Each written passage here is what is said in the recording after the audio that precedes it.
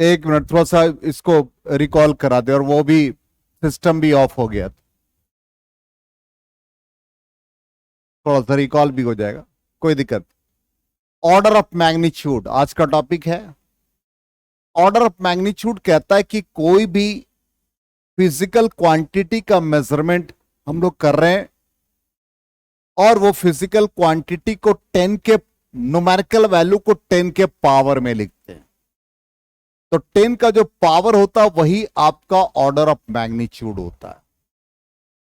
जैसे यहां पर हम 8 लिख रहे हैं, तो कंडीशन कहता है कि जब आप 8 को लिखेंगे तो ये वैल्यू 0.5 और 5 के बीच होना चाहिए,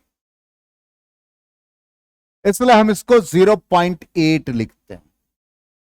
यदि हम इसको सिंपली 8 छोड़ दें तो ये इसके बीच में लाई नहीं कर रहा है, 0.08 कर दे तो भी लाई नहीं कर रहा है, इसलिए ये 0.8 इंटू 10 टू द पावर 1, और इसको हम लोग कहते हैं न्यूमेरिकल वैल्यू, और ये 10 का पावर जो होगा x, यही ऑर्डर ऑफ मैग्नीट्यूड होगा, इसलिए यहां पर ऑर्डर ऑफ मैग्नीट्यूड 1 हो गया। 49 को लिखा 4.9 इंटू 10 पावर 1, क्योंकि 4.9 0.5 और 5 के बीच में लाई कर रहा है।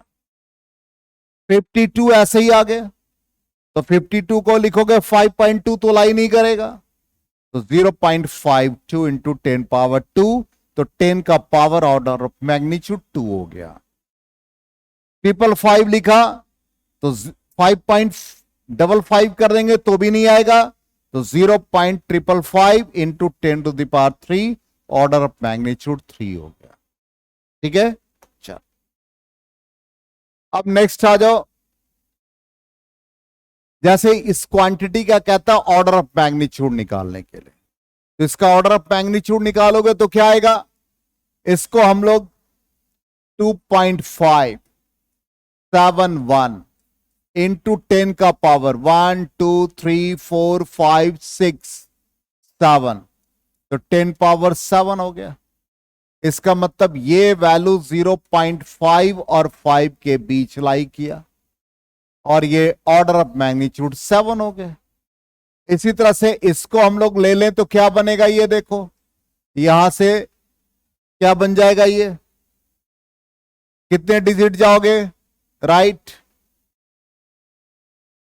1 2 3 4 5, तो 0.521 into 10 to the power 5 digit इधर गए, तो माइनस, तो ऑर्डर ऑफ मैग्नीट्यूड -5 हो गया।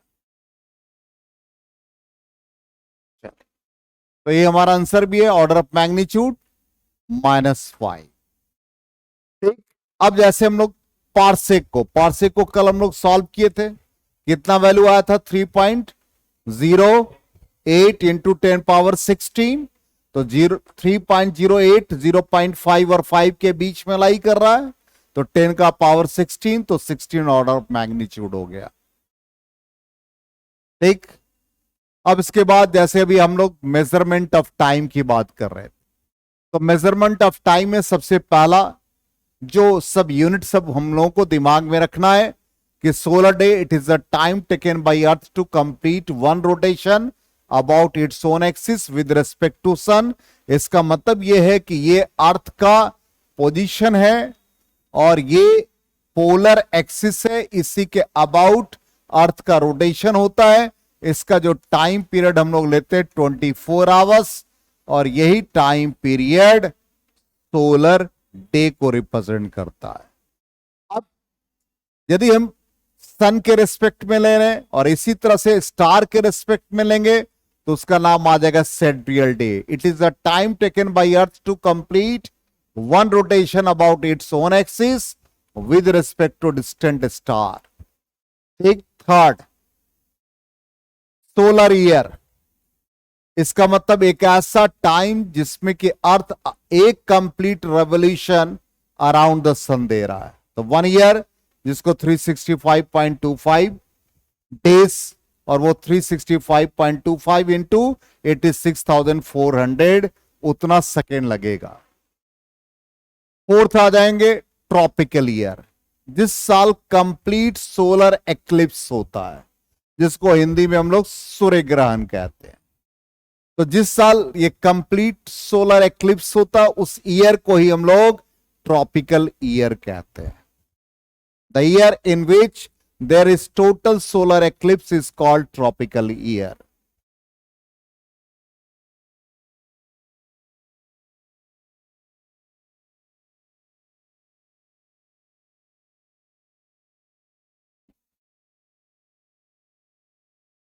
तो गया। चलिए नेक्स्ट आ जाइए, लूनर मंथ। तो lunar month, lunar term moon के लिए आता है। It is a time taken by the moon to complete one revolution around the earth. Earth के अराउंड जो वन रेवोल्यूशन होगा उसी को हम लोग कहेंगे लूनर मंथ।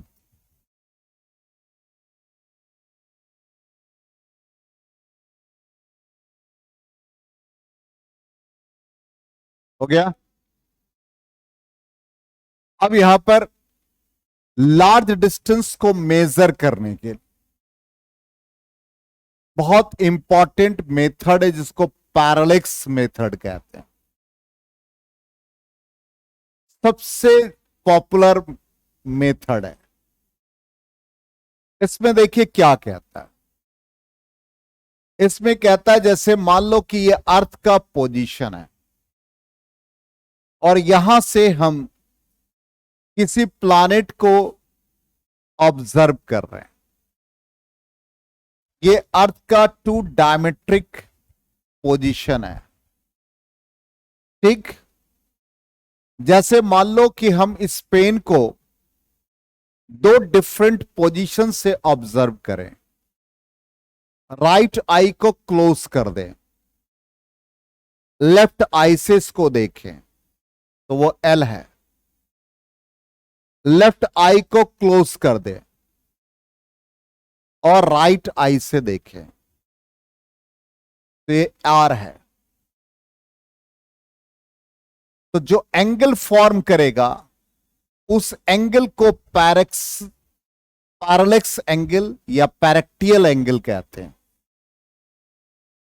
और ये जो एल और आर को रिप्रेजेंट करता है ये बेसिस हो जाता है।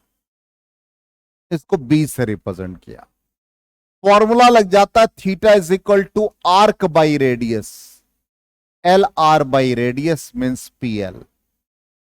तो थीटा इज इक्वल टू ये बन गया बी और ये डी। और जो लार्ज डिस्टेंस से मान लो डायमीटर निकालना हमको तो वो बी निकल जाएगा। यदि हमको डिस्टेंस निकालना डी तो बी बाई थीटा हो जाएगा। इसका मतलब हम लोग दो डिफरेंट पोजीशन से इसको लोकेट करते हैं और जो एंगल फॉर्म करता है वही एंगल पैरेलेक्स एंगल या पैरेक्टियल एंगल, और ये मेथड पैरेलेक्स मेथड। इसका मतलब कोई भी पॉइंट को दो डिफरेंट पोजीशन से हम लोग देख रहे हैं। रिलेटिव ओरिएंटेशन, इसी के लिए हम लोग पैरेलेक्स मेथड यूज करते हैं। अब देखो पैरेलेक्स मेथड में यही कहता था, change in relative orientation of an object when viewed from two different position. तो टू डिफरेंट पोजीशन या लोकेशन एल और आर से, इसी का नाम है पैरेलेक्स, ठीक। एंगल क्या बन गया? पैरेलेक्स एंगल, ठीक। और ये डिस्टेंस एल आर बी, इसका नाम क्या बन गया? बेसिस। तो theta is equal to arc by radius, यही बेसिस है। और यही फॉर्मूला बन गया एल आर बाई डी, तो बी बाई डी, डी का वैल्यू क्या बन गया? B by theta. क्लियर? ये फॉर्मूला लिख लीजिए, इससे अभी हम लोग क्वेश्चन भी सॉल्व करेंगे।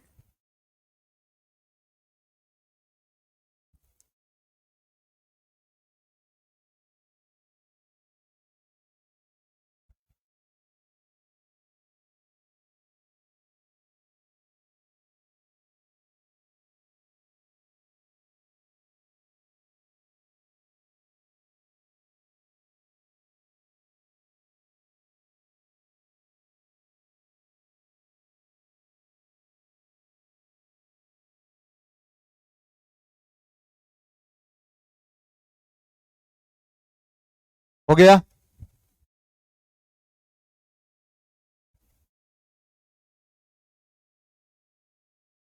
आगे बढ़े।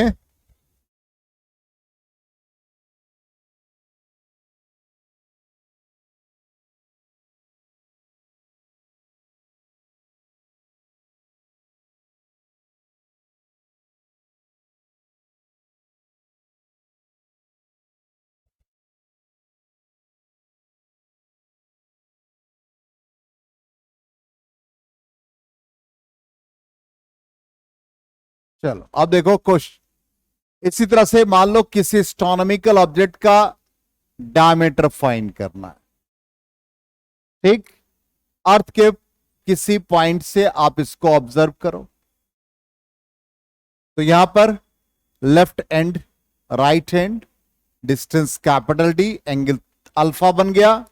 तो अल्फा इज इक्वल टू क्या लिख देंगे आप, डी बाई डी। और डी का वैल्यू निकालना है, तो उस कंडीशन में हम लोग डी का वैल्यू निकालना तो क्या करेंगे, अल्फा इंटू कैपिटल डी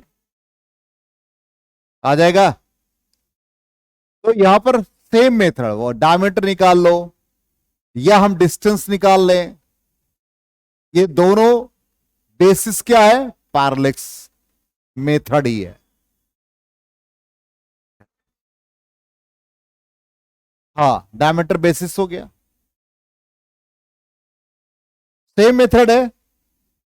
यहां भी टेलीस्कोप, ऐसे तो पॉसिबल नहीं है आई से देख लेना, वो तो हम लोग टेलीस्कोपिक मेथड से ही मेजर करते हैं। तो टेलीस्कोपिक मेथड से अर्थ के इस, यहां से इस लोकेशन से इसका ये पॉइंट हम लोगों ने ऑब्जर्व कर लिया, ये पॉइंट ऑब्जर्व कर लिया, ये डिस्टेंस हमारा डी है। तो ये पूरा डायमेट्रिक जो बेसिस बन गया, डी बन गया। तो alpha is equal to d by capital d हो जाएगा। एक मिनट, तो अल्फा को हम लोग लिख देंगे डी बाई डी के फॉर्म में। अब ये डिस्टेंस या हमको बेसिस फाइंड करना है या डायमीटर फाइंड करना है, तो diameter is equal to alpha into d. Alpha हम लोगों को गिवन होगा और डी हम लोगों को पता होगा, तो इस इजिली आप उसका डायमीटर या साइज पता कर सकते हैं। हो गया, फिगर ड्रॉ कर लीजिए, मेथड वही है, इरेज करें, सेम मेथड है।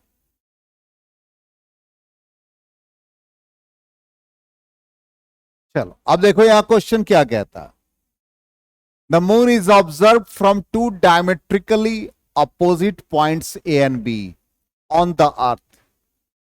यही है, मून को ऑब्जर्व कर रहे हैं, टू डायमेट्रिकली अपोजिट, ए और बी ले लिया, एंगल कितना फॉर्म कर रहा है, थीटा, और उस एंगल का वैल्यू कितना दे रखा है, 1 डिग्री 54 मिनट।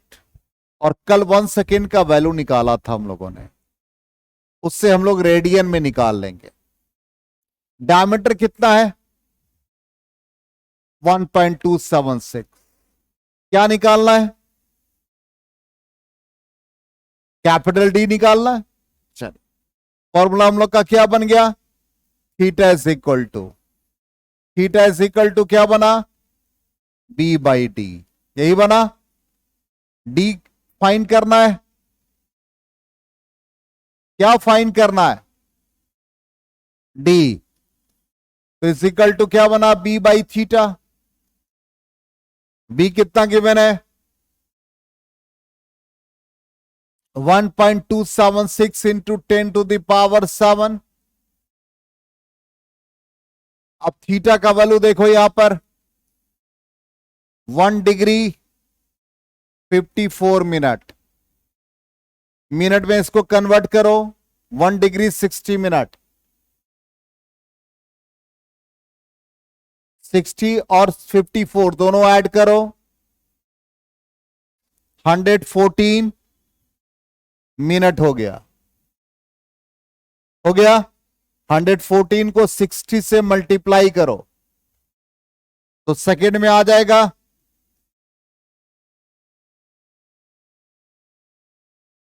अब ये पूरे कितना, 840, ठीक। अब ये 6840 को 1 सेकेंड कल क्या बताया था, 4.85 इंटू 10 टू द पावर क्या था, -6 था। देखो रेडियन में, कल की कॉपी निकालो, -6, इतना रेडियन आ गया। अब ये वैल्यू डिनोमिनेटर में आ गया, 6840 into 4.85 into 10 to the power -6।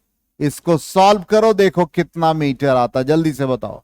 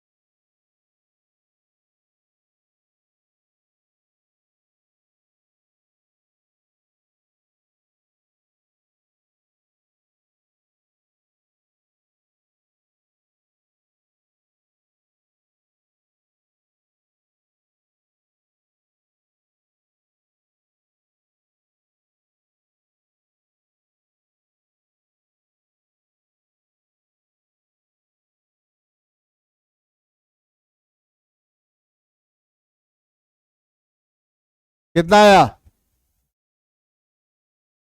अरे जल्दी कैलकुलेट करो। 1.276 को डिवाइड करो 6840, फिर डिवाइड करो 4.8485।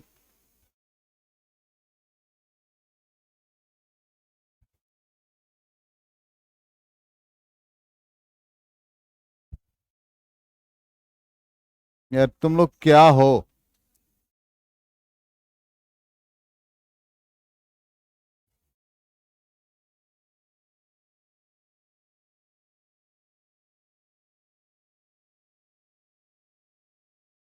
One point two seven six divided by 684 divided by 4.85, ये आ रहा है 0.00384, और 10 का पावर ये आ गया 7, और ये 1 कैंसिल हो गया तो 5 ऊपर चले गए, 12। तो ये 3.84 इंटू 10 टू द पावर 16 हो जाएंगे।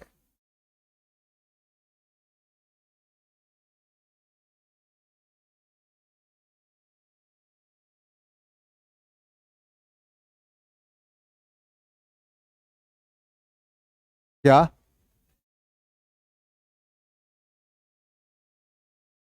10 का पावर 8 होगा मतलब,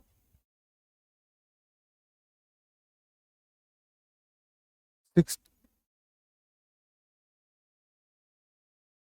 अच्छा राइट गए, सॉरी, हाँ राइट साइड गए, ठीक ठीक ठीक ठीक। ये 10 का पावर 12 में से 4 चले गए तो 8 हो गया। हाँ, अब बताओ क्या डाउट है, हो गया। तो जब हम आंसर बताते हैं तब तो फिर तुरंत बताने लगते हो सब, और उसके पहले इतना देर से तुम लोग कैलकुलेट नहीं कर पा रहे थे। ये सब कुछ नहीं करता, बैठ के बात करता है। हो गया,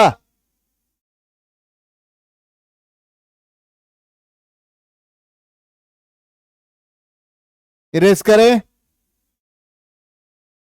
चलो आंसर देख लेते हैं। यही आ रहा है, यही है। चलिए अब नेक्स्ट क्वेश्चन देखिए, कहता sun's angular diameter is measured to be, angular diameter कितना एंगल फॉर्म कर रहा है, 1920 second. The distance d of the sun from the earth, what is the diameter of the sun? जल्दी बताओ, क्विक। कैपिटल डी निकालना है, तो alpha is equal, sorry small D, diameter पूछा है तो अल्फा इंटू डी, अल्फा का value 1920 second, 4.85 into 10⁻⁶ radian हो गया। और डिस्टेंस डी दे रखा है 1.496, जो कि एस्ट्रोनॉमिकल यूनिट पढ़ा रखा था। अब इसको सॉल्व करके बताओ कितना आया वैल्यू।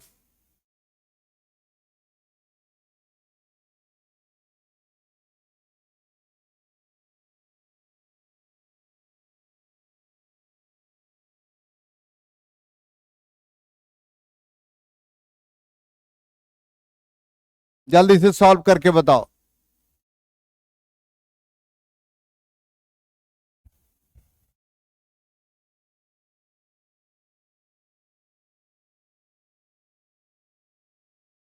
क्विक,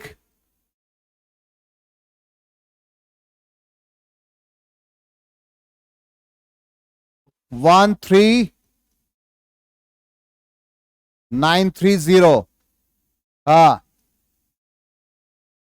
0.8, ठीक, और 10 का पावर 10⁵। चलो आप इसको ले जाओ लेफ्ट, 1.393 अप्रोक्सीमेटली 1.4, 10 का पावर कितना गया 4, तो 9, इतना मीटर, अप्रोक्सीमेटली 1.4 इंटू 10⁻⁹ मीटर।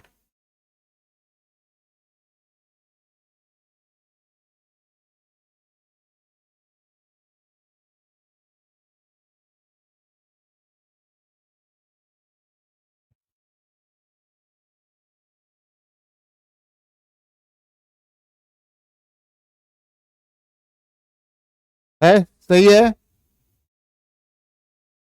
चलो चेक भी कर ले हम लोग।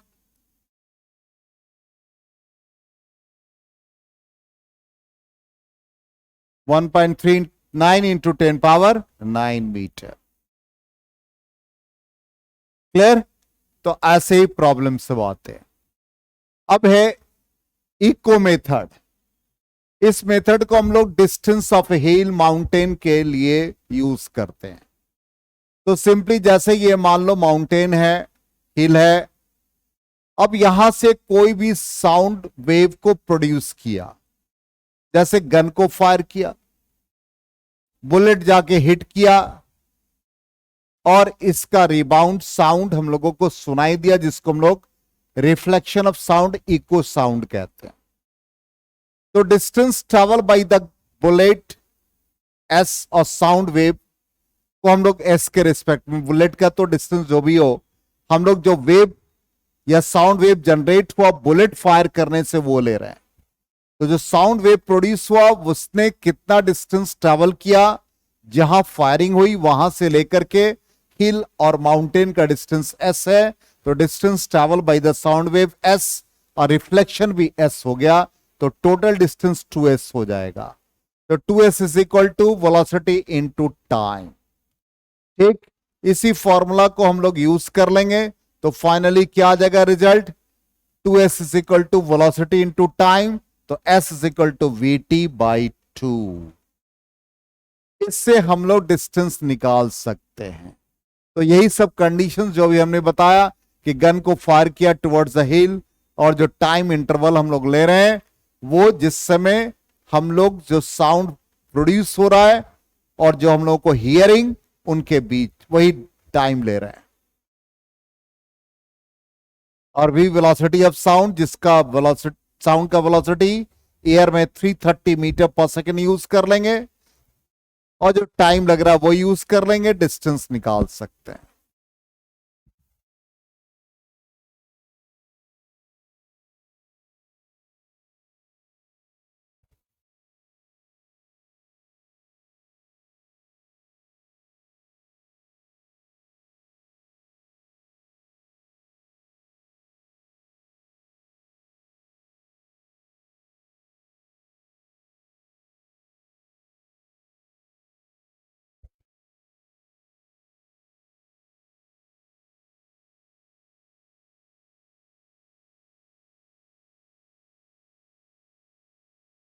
हो गया?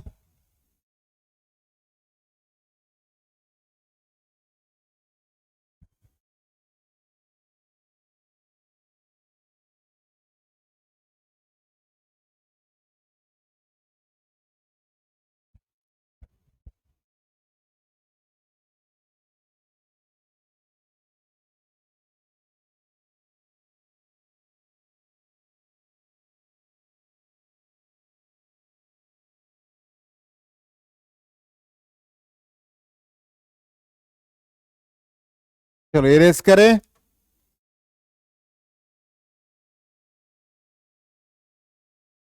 नहीं हुआ अभी तक? बहुत स्लो है ये, बहुत स्लो, जाने दो। अब आज की क्लास में इतना ही, कल ये लेजर वगैरह थोड़ा सा बता देंगे, लेजर भी उसी पर बेस्ड है। और लेंथ वगैरह को कैसे हम लोग याद रखेंगे, लेंथ का पूरा मेजरमेंट ऑफ मास है, मास को हम लोग किस फॉर्म में याद रखेंगे, ठीक है, ये सारी चीजें कल बता देंगे। थोड़ा सा पार्ट बचा हुआ है, और सिग्निफिकेंट फिगर्स तो ऑलरेडी आप पढ़ चुके हो, ठीक है। ऐसे ये भी कर लोगे तो बहुत इजी है, ऐसा नहीं है कि आपको डिफिकल्टी होगी। हमारा ये पर्पस था कि यहां पर ये रेंज ऑफ लेंथ हम लोगों को दिमाग में रखना है। रेंज ऑफ लेंथ जैसे 1 फर्मी है, ये सब बहुत इंपॉर्टेंट पार्ट है। तो 1 फर्मी हम लोग न्यूक्लियर रेडियस को यूज करते हैं। तो न्यूक्लियर साइज जो भी होता है वो 10⁻15 मीटर के फॉर्म में होता है।